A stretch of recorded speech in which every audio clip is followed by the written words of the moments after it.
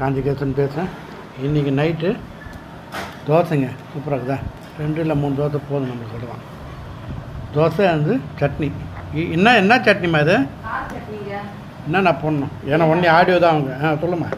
Hello, எல்லாருக்கும் good நைட்டுங்க.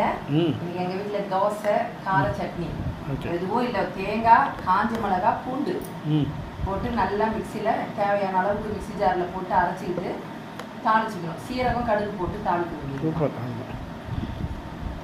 இது சீரகம் போடணும்ல, சீரகம் போட்டு தான் தாளிக்கணும். Right, okay. போட்டோன்னா சூப்பராக இருக்குங்க. டைஜஷனுங்க நல்லாயிருக்கும், சட்னி நல்லாயிருக்கும்.